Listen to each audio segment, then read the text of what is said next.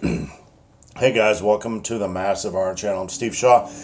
Got a cold, recovering from a cold, so I'll probably blow my nose like 10 times and sneeze and clear my throat like 100 times, but I'm going to try to do a Q&A this morning anyway.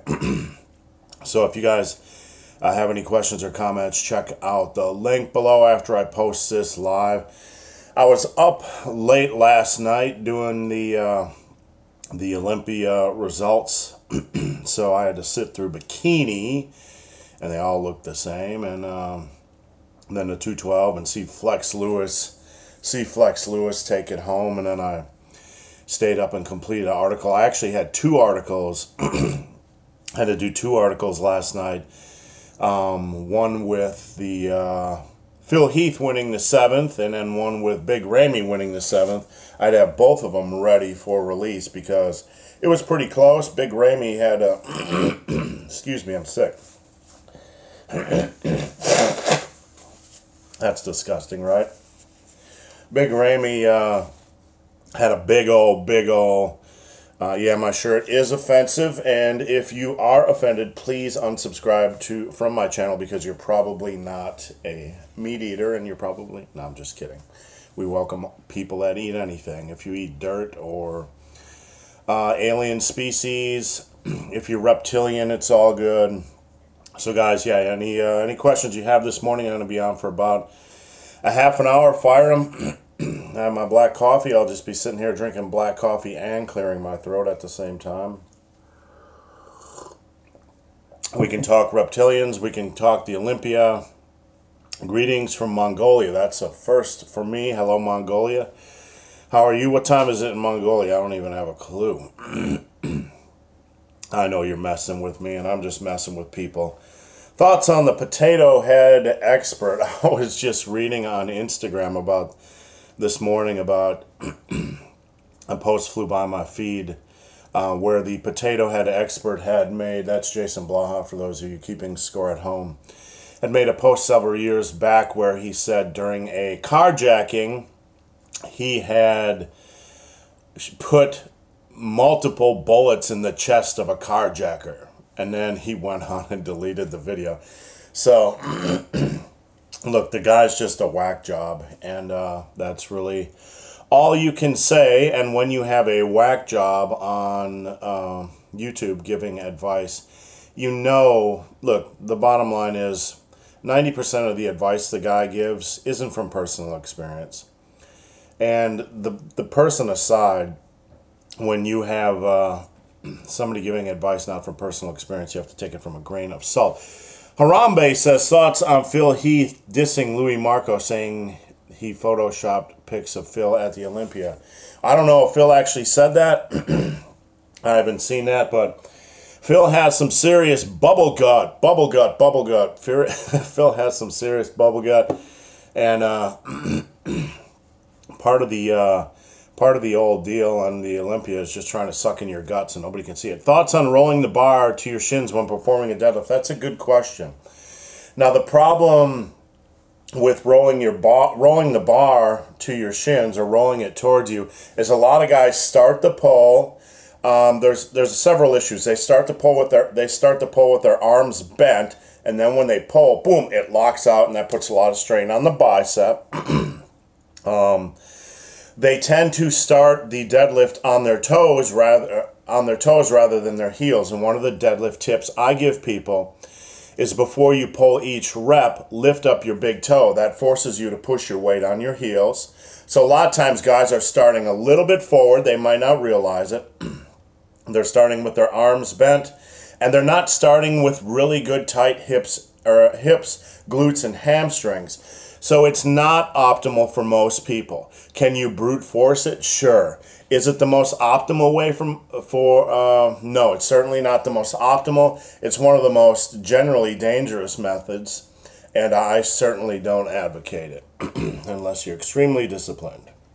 Missed a few questions, so if I miss your questions, do you think the IFBB bodybuilders exaggerate their height and weight? Yeah, I think almost everybody in this industry exaggerates their height and weight, except for a few people like me and Alan Roberts, and people who aren't trying to sell you bullshit. I mean, my weight right now is 244. I'm always transparent about my weight. I post scale pictures on Instagram. But yeah, I mean, even guys like Tyrone, the fitness addict, who says he's like 200 pounds and he's ripped, at 5'6" or 5'7", he's lying. He's 30 pounds lighter than that. All you need to do is go to a natural show to figure that out. So, and thanks, I appreciate the support, and I'm glad that big toe tip can help you guys. What causes bubble gut? That's a very good question, and I'm no expert on that, but I will give you my opinion.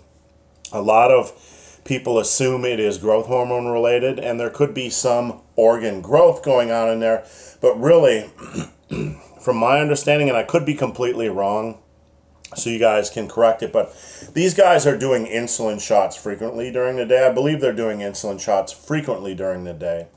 Insulin's a very anabolic hormone, and I believe I read somewhere that contributes to the accumulation of visceral fat or gut fat or fat around the organs and in the belly. Like when you see an older gentleman, and he's got the bubble gut, but the rest of him is lean, or he's pretty lean. That's internal fat. You can see he's got that hard belly, but there's not a lot of fat on the belly itself. It's all internal. That's the worst kind of fat to have. That's usually indicative that you have fat around your organs. I think these guys have some issue, and I believe it may be insulin related. I'm not sure that that's 100% of the cause with the chemical soup they're doing, but they have internal visceral fat that's hard to mask. And no, it's not that their kidney is 3 times its normal size. So, all right, guys, that was a good question. If I missed your question, post it up, and I'll try to get to it. Let's see. Buster says, was lost for a good while in the gym, just turning up, but found your YouTube channel, and now my head and heart are back in it. I'm glad to hear that, Buster, and you know, for you guys, you know, we can put a lot of pressure on ourselves that we have to be the biggest and the strongest in the world, but really all this should be about at its core is enjoying what you're doing and moving and living a long, healthy life. You want to get to age 60 and 70,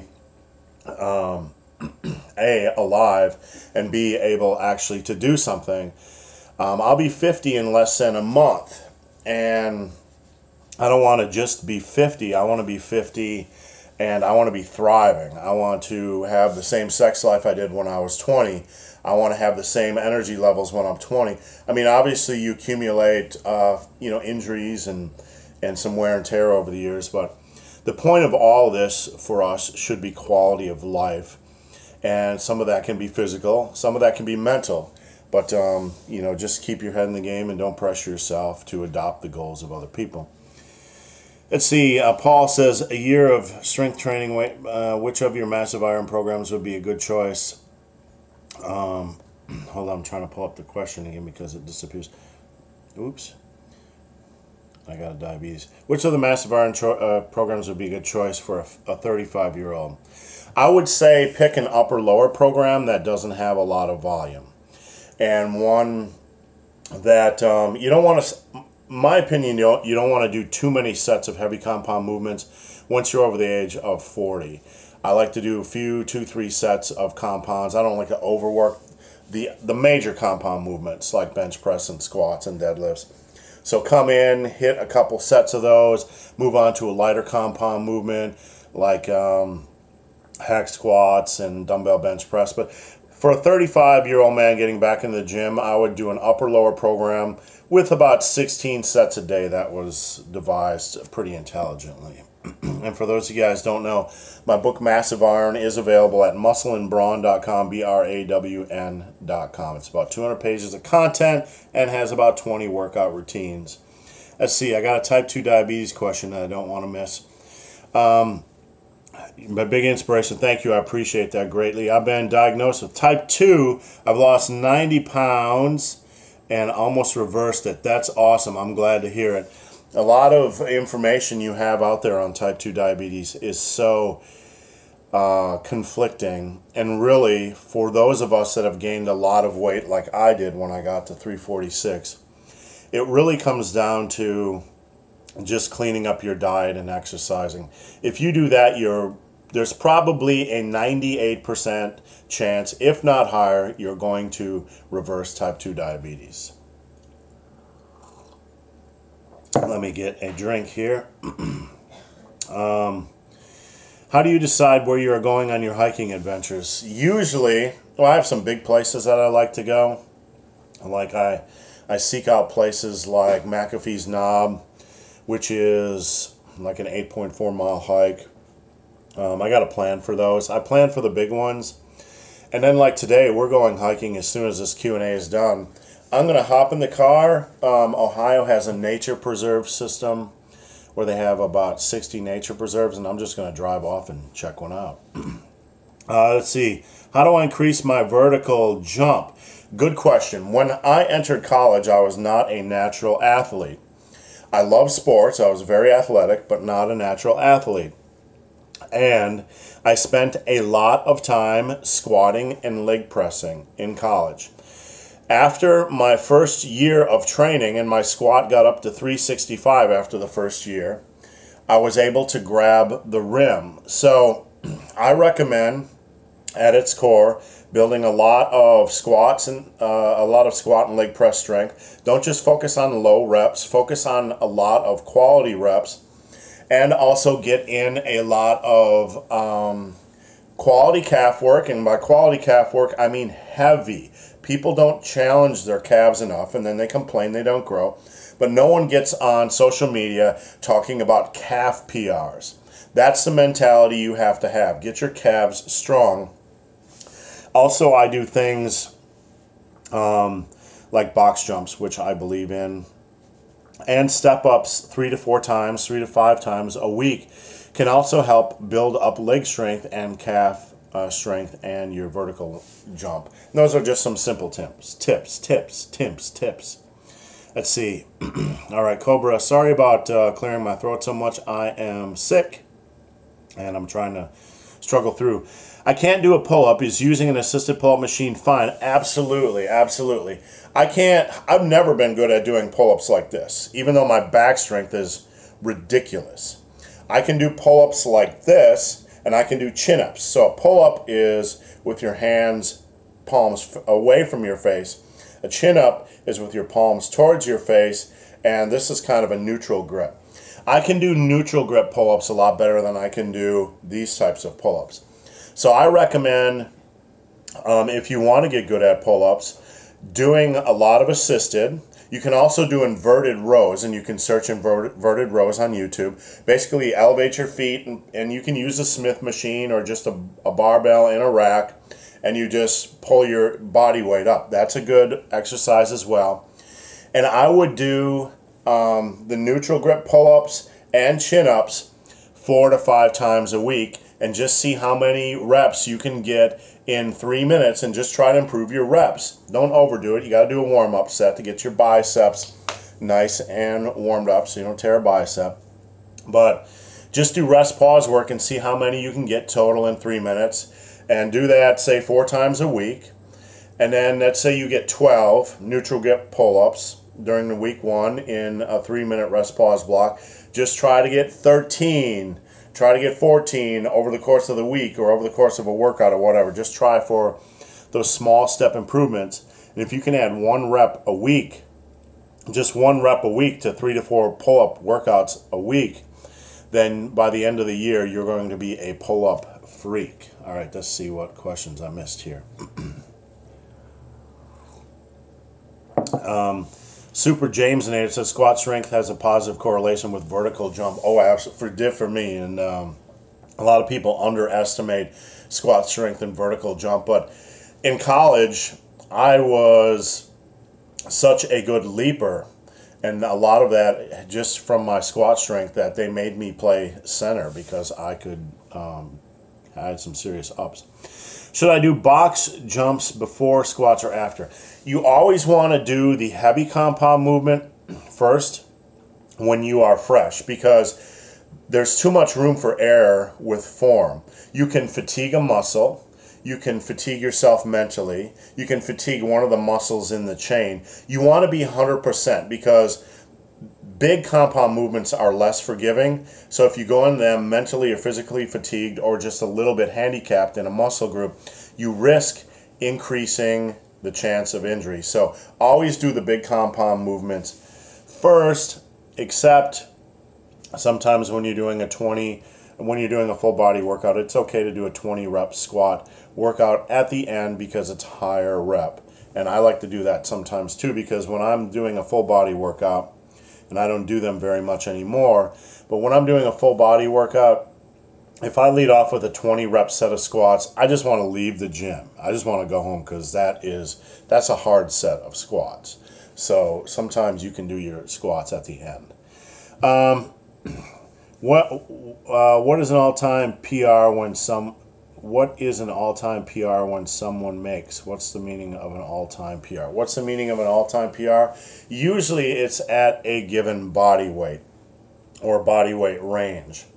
So when I talk about all-time PRs, I talk about when I was heavy above 308, and then I talk about an all-time PR now around 240 to 255 range. So usually it has to do with a weight range, give or take a few pounds. All right, guys, I got about 15 minutes left on the Q&A. So if you have any questions, just fire them up.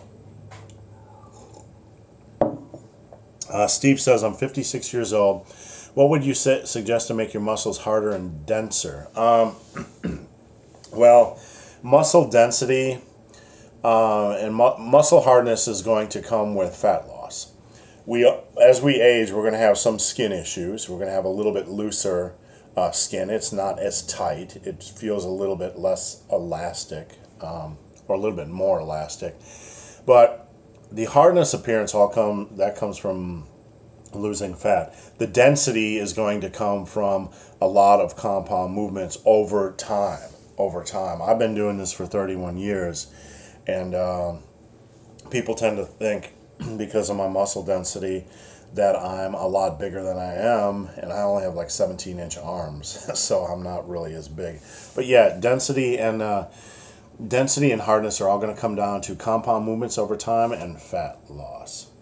I get a slight pain how's it going, Jeremy? I get a slight pain in my tailbone when doing deadlifts. So do you think my form is off? I've never heard that before. That's a good one. A pain in your tailbone. It could be a form issue. I mean, when you have something going on in a lift, a pain, you always want to check your form first, and always want to have somebody check your form that knows what they're doing. Because it's worth paying somebody $20 or $25 to check your form, especially a top name power lifter, because they're used to critiquing form. They're used to helping other people at the gym with their form. I'm used to helping new power lifters dial in their form at the gym. So you definitely want to check form first. Advice for imbalanced spinal erectors. Wow, that's a good question. Imbalanced, maybe a lean, maybe one size bigger than the other. Sometimes you simply can't fix imbalances. Sometimes they are what they are, and as you strengthen, one side's going to stay a little bit bigger or stronger than the other. So if you have an imbalance that is something that might increase a risk of injury, you probably don't want to do heavy, low rep sets on deadlifts or RDLs, because you don't want to have any bit of lean that could cause a hamstring injury or whatever. So you want to work on barbell and dumbbell exercises. You want to be patient. You want to listen to your body, and you want to just simply watch for issues if you do low rep sets where you're getting a little bit of lean in a video, because if that's occurring, that is going to end up biting you in the ass. So you just got to be really careful for that. But I've had muscle imbalances all my life. They just don't go away. Sometimes some people are just stronger on one side than the other. Okay, I'm trying to keep up, guys. Thoughts on performing deadlift warm-ups as fast as possible before getting into working sets. As fast as possible. I guess the question would be why.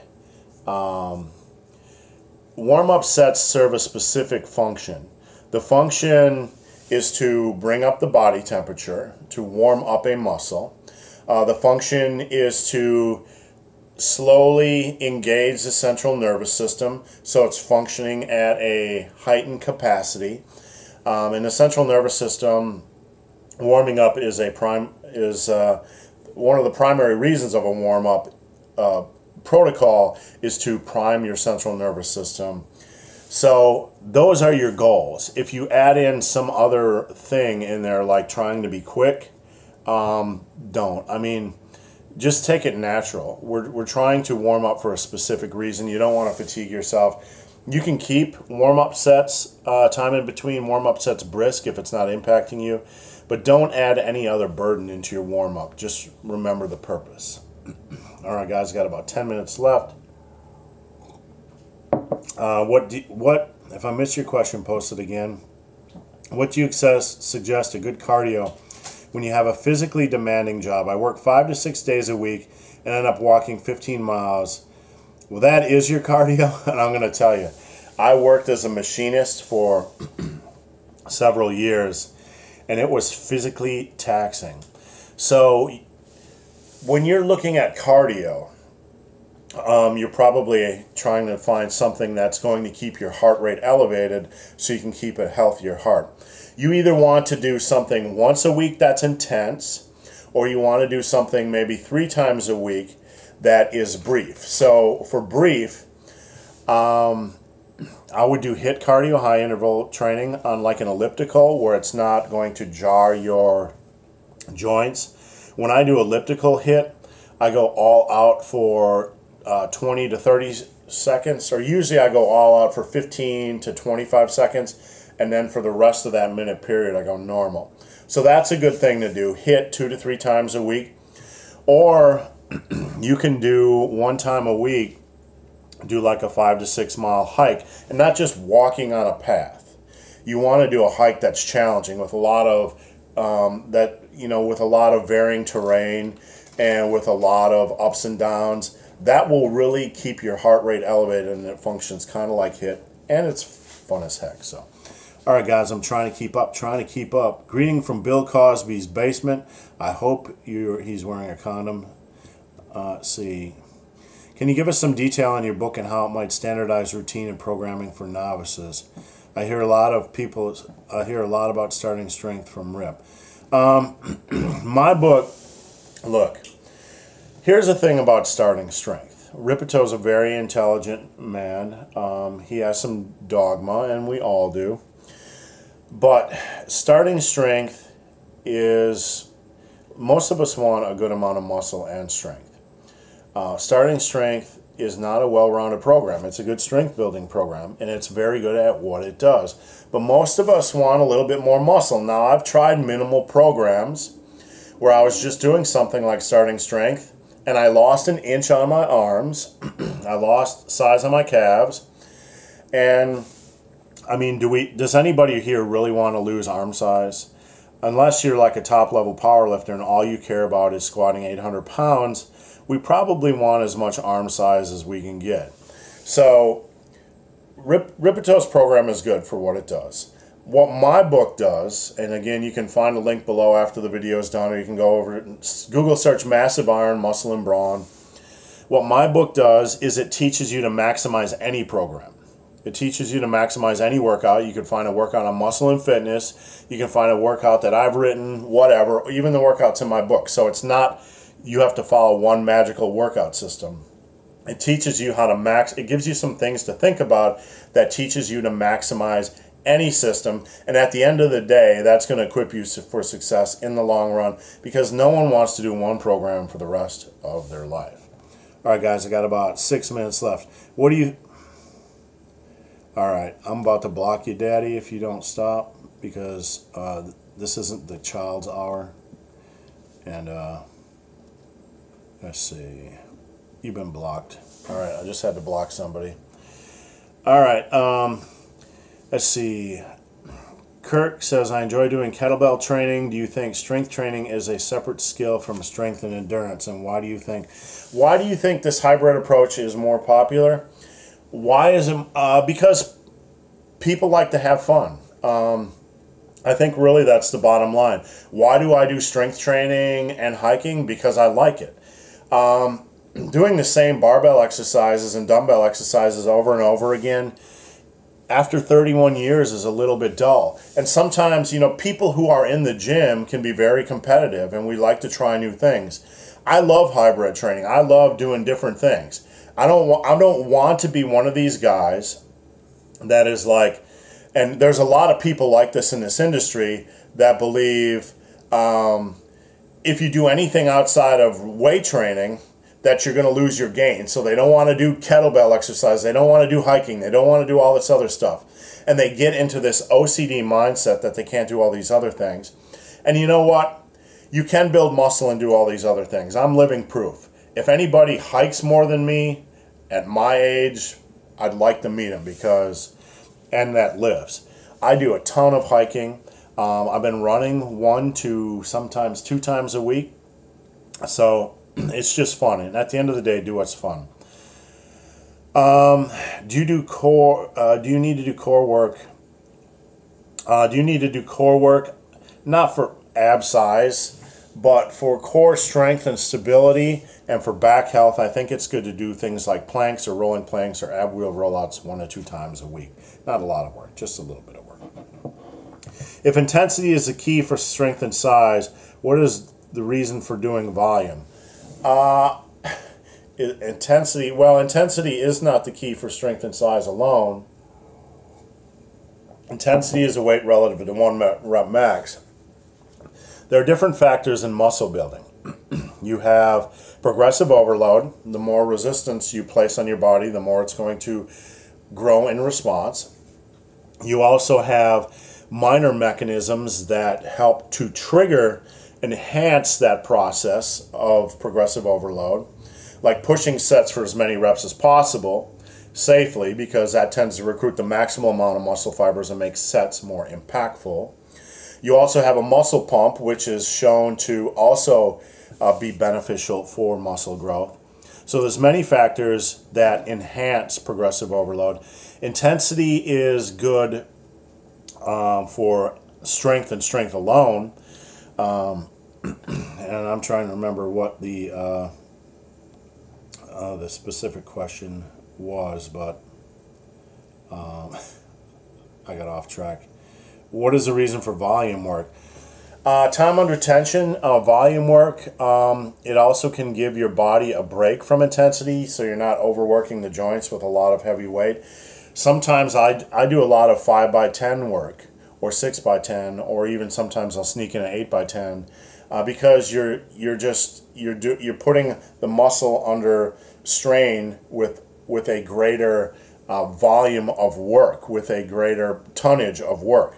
Tonnage is sets times reps times pounds, and that can be important as well. So that's another tool that can enhance the muscle building process, especially when you get to the intermediate level and have already built a decent amount of muscle mass. All these little tools like maximizing sets, like maybe rotating in tonnage or extra volume, adding in a pump work or a finisher, all those things can enhance and help you gain that little extra 5% edge. So what do you think of neck training?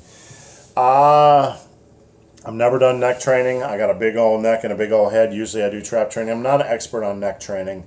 So if you do it, just pick exercises that are safe for you and that don't aggravate anything in your neck and your spine. So a couple minutes left.